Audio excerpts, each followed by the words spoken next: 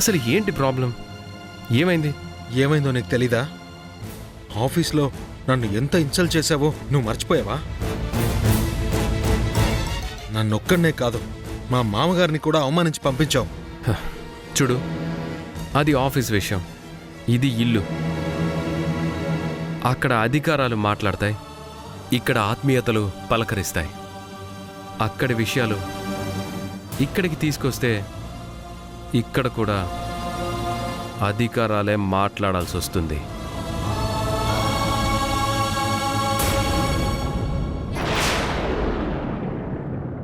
అంటే ఏంటి మీ ఉద్దేశం? ఆఫీస్ విషయంలో నా ఉద్దేశం ఏంటో చాలా క్లియర్గా చెప్పాను. నాకు వ్యక్తిగత ప్రయోజనాల కంటే సంస్థ ప్రయోజనాలే చాలా ముఖ్యం. బాలు, నిన్ను ఆ చైర్లో కూర్చోబెట్టే ముందు నువ్వు తీసుకునే ప్రతి విషయం వెనక మన కుటుంబం, పరువు, మర్యాదలు, మనల్ని నమ్ముకున్న ఎంతోమంది ఉద్యోగస్తుల భద్రత ఇవన్నీ ఉంటాయి. ఎవరి ఇన్ఫ్లుయెన్స్కి లొంగిపోవద్దు అని చెప్పాను, కానీ నువ్వు వినలేదు. నువ్వు కూర్చొని నిర్ణయాలు తీసుకోవాల్సిన చోట ముగ్గురిని చేర్చావు. అవసరమైనప్పుడు ముగ్గురు కాదు 30 మంది దగ్గరైనా కానీ సలహాలు తీసుకోవచ్చు, కానీ నిర్ణయం మాత్రం ఒక్కరే తీసుకోవాలి. కానీ నీ విషయంలో నిర్ణయాలు కూడా వేరే వాళ్ళు తీసుకొని నిన్ను డమ్మీని చేస్తున్నారు. అందుకే ఆ చైర్ని వెనక్కి తీసుకున్నాను. Is it clear? అంటే మా డాడీ ఇన్వాల్వ్ అయ్యారు కాబట్టి బాలుని ఆ పదవి నుంచి తప్పించానని ఇండైరెక్ట్ గా చెప్తున్నారా? ఇండైరెక్ట్ గా కాదు, డైరెక్ట్ గానే చెప్తున్నాను. మన కంపెనీకి కొన్ని రూల్స్, ఎథిక్స్ ఉన్నాయి. మీ డాడీ ఇన్వాల్వ్మెంట్ తర్వాత ఎన్నో ఏళ్లగా మన కంపెనీకి విధేయులుగా ఉన్న ఎంతోమంది కాంట్రాక్టర్స్, డీలర్స్, స్టాకిస్టులు అందరూ తప్పుకుంటున్నారు. అయినా నిన్ను పూర్తిగా నేనేమి ఆఫీస్ నుంచి వెళ్ళిపోమని చెప్పలేదే. కొద్ది రోజులు పక్కనే ఉండి నేర్చుకోమని చెప్పాను. అన్నీ నేర్చుకుని మళ్ళీ ఆ పోస్ట్కి నువ్వు ఎలిజిబుల్ అనిపిస్తే ఆ పోస్ట్ నీకు తిరిగి ఇచ్చేస్తాను. అంటే నీకు ఇష్టమైతే ఉంచుతావు, లేదంటే పీకి పడేస్తావు. దానివల్ల నాకెంత అవమానంగా ఉంటుందో నీకు తెలుసా? అయినా నాకెవరి దయాదాక్షిణ్యాలు అవసరం లేదు. అవసరం లేదు అనుకున్న వాడివి అసలు ఇంత పెద్ద ఇష్యూ ఎందుకు చేస్తున్నావు? అమ్మొచ్చి భోజనానికి రమ్మంటే రాకుండా అమ్మని ఎమోషనల్ బ్లాక్మెయిల్ చేస్తూ ఇంత పెద్ద డ్రామా ఎందుకు ఆడుతున్నావు? నా బాధ నీకు డ్రామాలా ఉందా? అమ్మతో నువ్వు మాట్లాడిన తీరు చూస్తే అలాగే ఉంది. అమ్మ కాదు, ఇప్పుడు నేను పిలుస్తున్నాను, భోంచేద్దాం పద. నేను రాను. సరే, నీ ఇష్టం. అమ్మా, వాడికి ఎప్పుడు ఆకలేస్తే అప్పుడు తినమను. ఎవ్వరూ వద్దని చెప్పట్లేదు. ఇప్పుడు నాకు మాత్రం చాలా ఆకలేస్తుంది. నాకు చాలా వర్క్ కూడా ఉంది. ఇప్పటి వరకు జరిగిన తప్పుల్ని ఒక్కొక్కటి సరిదిద్దుకోవాలి కదా. సీత, కూర్చోడించు.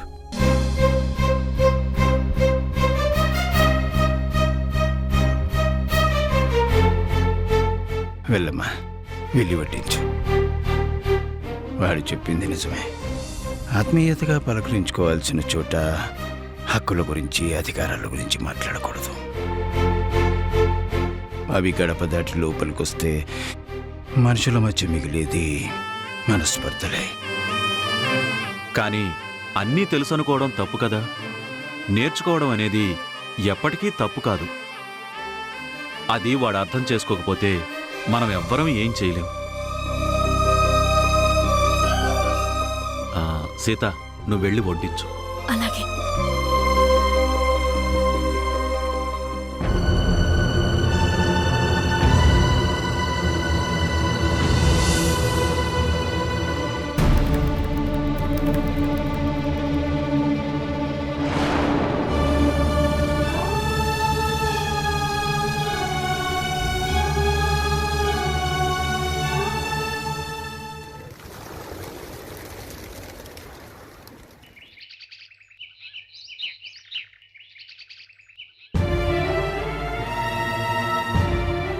ఏవండి కాఫీ? ఏమైంది అలా ఉన్నా? బాగానే ఉన్నాను.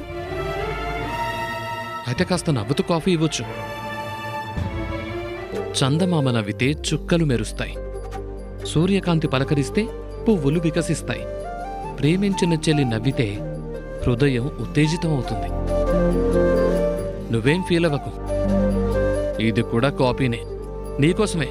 ఎప్పుడూ చదివి కాపీ కొట్టాను, ఇప్పుడు గుర్తొచ్చి చెప్పాను.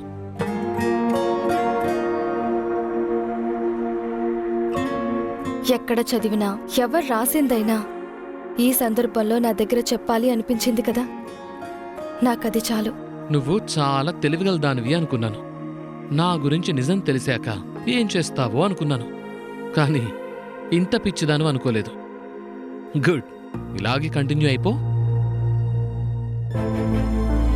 ఇదిగో తీసుకో.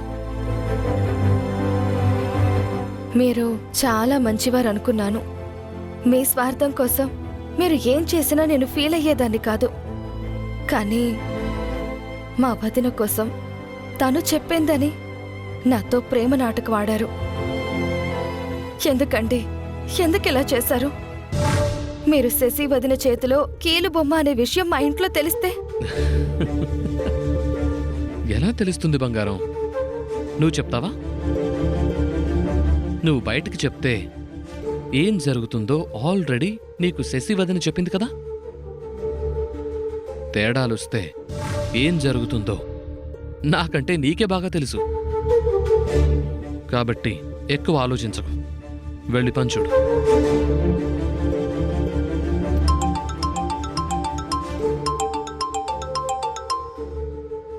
హలో చందు, నేను ఆదిత్యని మాట్లాడుతున్నాను.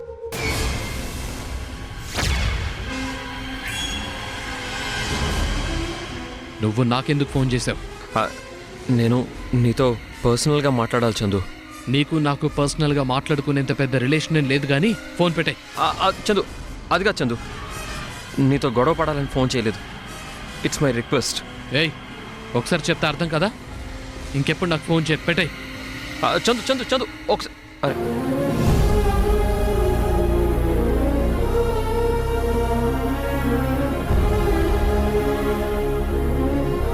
ఏంటి, మీ ఆదిత్య అన్నయ్యకి రాయబారం పంపిస్తున్నావా? ఆదిత్య అన్నయ్య? అబ్బో, ఏం తెలియనట్టు యాక్టింగా? వాడికి పడ్డ కొరడా దెబ్బలు సరిపోయినట్టు లేవు, ఇంకా కావాలేమో. ఈసారి 100 తగులుతాయి. చందు, మనం బయటికి వెళ్ళాలని చెప్పాను కదరా, దీంతో కబుర్లు చెప్తున్నావేంటి? పద వెళ్దాం. అలాగే అమ్మా. హేయ్,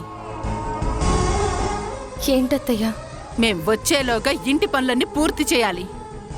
బట్టలు మొత్తం చేత్తో ఉతకాలి. వాషింగ్ మిషన్లో వేస్తే బాగోదు. మొత్తం మొత్తం ఉతకాలి. అలాగే అత్తయ్య. రే చందు, ఎందుకైనా మంచిది కరెంటు ఫ్యూజు పీకి తీసుకొనిరా. లేదంటే వాషింగ్ మిషన్లో వేసి చేత్తో ఉతికాను అని కూడా అంటుంది. వెళ్ళు. జాగ్రత్త.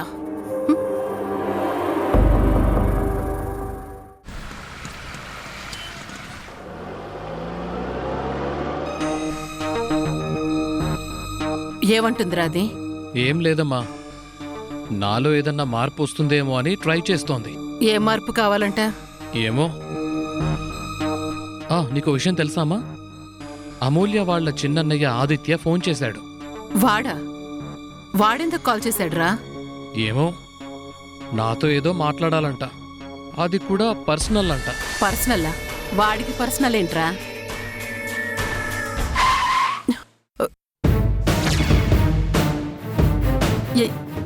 ఏంట్రా వీడు మళ్ళీ వచ్చాడు?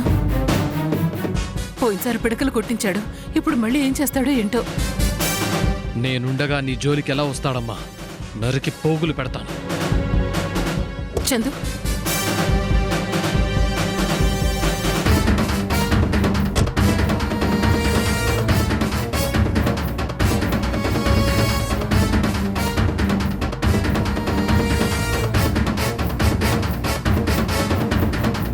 ఏంటి కాల్ చేసావు? గొడవ పడాలని వచ్చావా?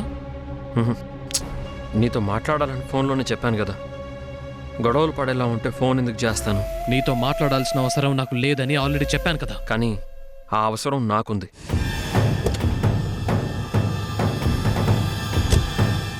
ఏయ్, ఏంట్రా, ఏం కావాలంట? ఇదిగో చూడు, ఈసారి మా జోలికి వచ్చావంటే ఏం జరుగుతుందో తెలుసా? నేను మీతో గొడవలు పడడానికి రాలేదు, నా చెల్లెల గురించి మాట్లాడడానికే వచ్చాను. దయచేసి మా చెల్లెల్ని మాత్రం బాధ పెట్టకండి. మీకు నా మీద కోపంగా ఉంటే కావాలంటే ఇంకోసారి మీ చేత కొరడా దెబ్బలు తింటాను, మరోసారి మీ కాళ్ళు కూడా పట్టుకుంటాను. కానీ అమూల్యని మాత్రం కష్టపెట్టకండి. ఓ, అంటే కాళ్ళ బేరానికి వచ్చావన్నమాట. అదే అనుకోండి. మీరు ఎలా అనుకున్నా నేనేం ఫీల్ అవ్వను. ఎందుకంటే నాకు నా చెల్లెలే ముఖ్యం. నాకు ఇష్టం లేకపోయినా మీ పెళ్లి జరిగిపోయింది. నేను వద్దన్నా సరే నువ్వంటే ప్రేమని నా చెల్లెలు చెప్పింది. నేను రాకపోయినా నేను లేకపోయినా నువ్వే కావాలని అందరినీ ఒప్పించి నిన్ను పెళ్లి చేసుకుంది చందు. అలాంటి మనిషిని నువ్వెలా చూసుకోవాలి చెప్పు? నీకేది కావాలంటే అది ఇస్తున్నారు కదా, ఇంకా ఎందుకు తనని ఏడిపిస్తున్నారు? ఏంటి బాబు, అడిగిందల్లా ఇచ్చారా? సిమెంట్ ఫ్యాక్టరీ అడిగాం, ఇచ్చారా? అది రిజిస్ట్రేషన్ కాకుండా ఎలా ఆగిందో, ఎవరి వల్ల ఆగిందో ఆ మాత్రం మాకు తెలియదనుకున్నావా? దానికోసం ఇంటి గోడల్ని హింస పెట్టడం న్యాయం కాదండి. మేము అలాగే చేస్తాం.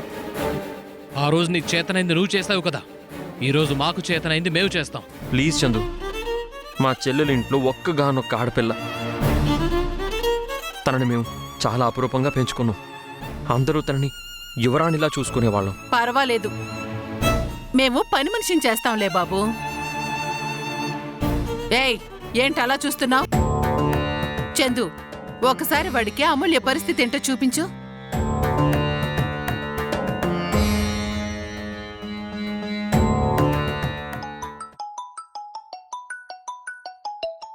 చందుబాబు ఏంటి వీడియో కాల్ చేస్తున్నారు?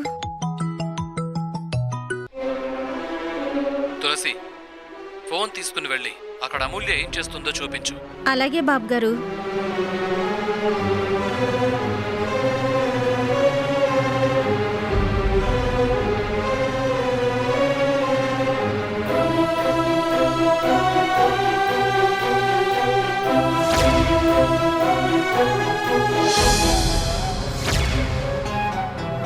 ఫోన్ కట్ చేయరా. చూసావుగా, అది పరిస్థితి. ఆ రోజు పిడకలు కొట్టిస్తే మా ఇంటికొచ్చి మా అమ్మ చేత పిడకలు కొట్టించి హీరోయిజం చూపించావు కదా. బావా, నీకు 2 చేతులెత్తి దండం పెడతాను బావా. దయచేసి నా చెల్లెల్ని మాత్రం ఏడిపించకండి. ఏంటి ఏమన్నా?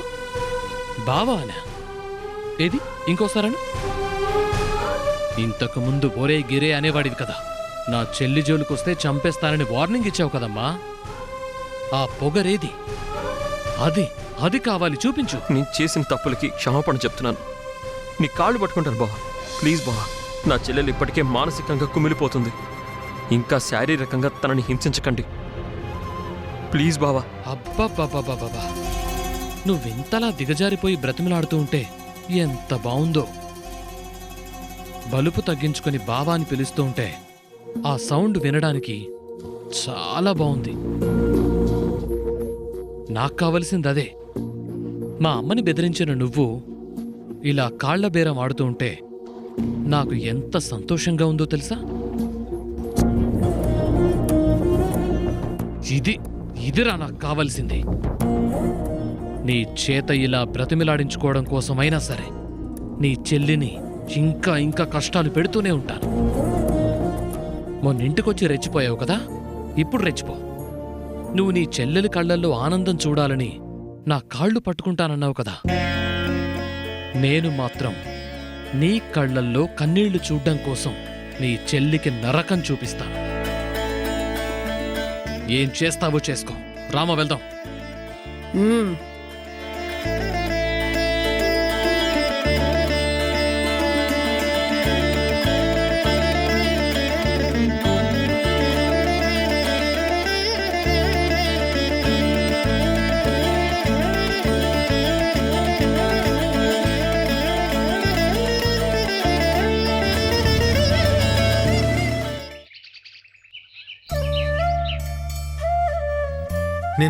ఇంకా ఎన్ని అవమానాలు పడాలో అన్నీ పడతాను.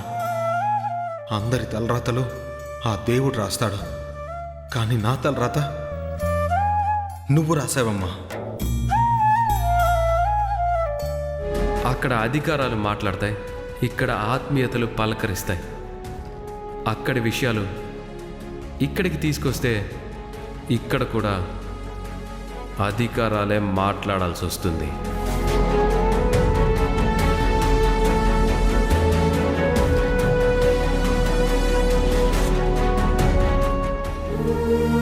ఏమైంది? రాము ఎప్పుడు అలా ప్రవర్తించడే.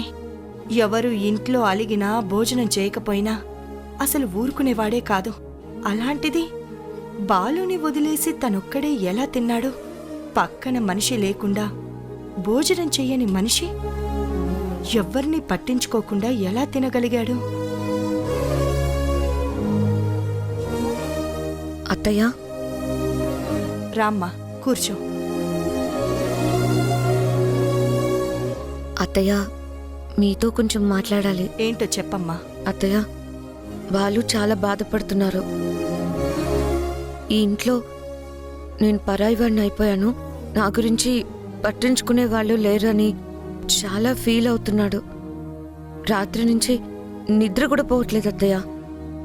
నాకు తెలుసమ్మా, చిన్నప్పటి నుంచి వాడి మనస్తత్వం ఎలాంటిదో అమ్మగా నాకు చాలా బాగా తెలుసు. కానీ కొంచెం ఓపిక పట్టాలి. ప్రతిదీ మనకి తగ్గట్టుగా జరగాలి అనుకుంటేనే చాలా ఇబ్బంది పడతామమ్మా. అన్నీ మాకు తగ్గట్టుగానే జరగాలని నేనేం అనుకోవట్లేదు అత్తయ్య, కానీ అందరి ముందు అవమాన పాలు కాకుండా ఉండాలని కోరుకుంటున్నాం. కానీ చివరికి జరిగిందేంటి? స్టాఫ్ అందరి ముందు అంతలా అవమానం చేయాలా? నేను బాలు తొందరపడి ఆ రోజు ఇంట్లో నుంచి బయటకు వెళ్ళిపోయినందుకు నేనే కదా బాలు చేత క్షమాపణ చెప్పించాను. దేనికి చెప్పించాను అత్తయ్య? అందరితో పాటు కలిసి ఉండాలనే కదా. కానీ ఇక్కడి పరిస్థితులు చూస్తుంటే తిరిగొచ్చి తప్పు చేశామేమో అని అనిపిస్తుంది అత్తయ్య. తిరిగి రావడం తప్పు అని అర్థమైంది కదా, ఇంకా ఎందుకుండడం? మళ్ళీ వెళ్ళిపోండి. ఎవరొద్దన్నారు?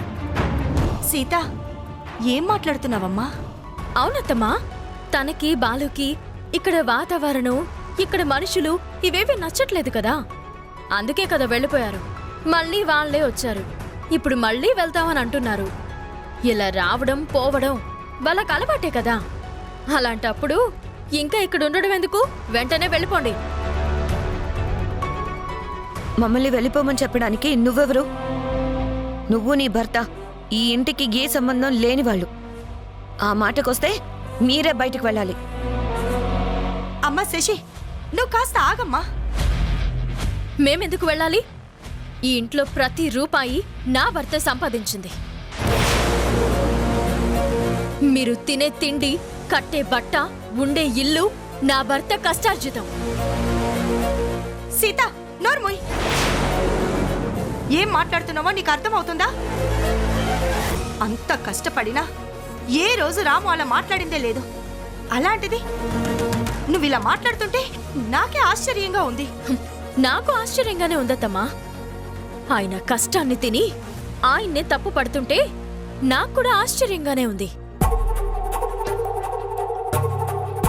బాలు అడగ్గానే ఆయనకి పట్టం కట్టాడు, తీసుకుని పోయి సరాసరి ఎండి పోస్ట్లో కూర్చోబెట్టాడు. కానీ బాలు ఏం చేశాడు? చివరకు నా భర్తని ఎంత చులకన చేసి మాట్లాడాడో మీకు తెలుసు కదా. కంపెనీని ఎంతలా భ్రష్టు పట్టించాడో మీకు తెలుసు కదా. కంపెనీ నాశనం అవుతుంటే తిరిగి బాధ్యత తీసుకున్నారు, అది తప్ప? అందరి ముందు ఆయన్ని బాలు అవమానిస్తుంటే తప్పులేదు, కానీ బాలుని ఆయన ఒక్క మాట అంటే తప్పొచ్చిందా? ఇలా చాటుగా వచ్చి అత్తమ్మకి మా ఆయన మీద లేనిపోనివన్నీ చెప్తున్నావా? తనేం చెప్పలేదమ్మా. ఎందుకు చెప్పలేదత్తమ్మా? బాలుకి తనకి ఇక్కడ ఉండాలని లేదు అంటే దాని అర్థమేంటి? ఏదో ఒకటి చేసి మా ఆయనదే తప్పు అని నిరూపించడానికి ప్రయత్నిస్తున్నారు. సీత, నువ్వు ఇలా మాట్లాడడం బాగోలేదు. నిజాలెప్పుడు ఎదుటి వాళ్ళకి నచ్చవులే అత్తమ్మా. ఆవిడేం చెప్తుందో అదే వినండి, అదే నమ్మండి. నాకెందుకు?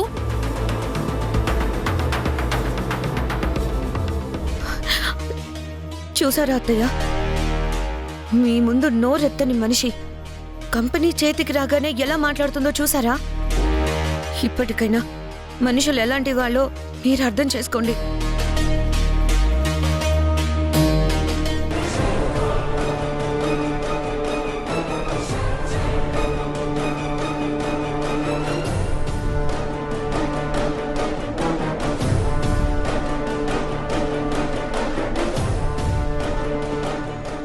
ఆ రాము నిన్ను మాయ చేశాడు. అసలు ఆ రామ్ని చూస్తేనే నాకు ఒళ్ళు మండిపోతుంది. ప్రతి విషయంలోనూ నన్ను, శశిని, మా మామగారిని అవమానించడమే పనిగా పెట్టుకున్నాడు. వాడు కనిపిస్తేనే ఈ క్షణమే ముక్కలు ముక్కలుగా నరికేయాలనిపిస్తుంది.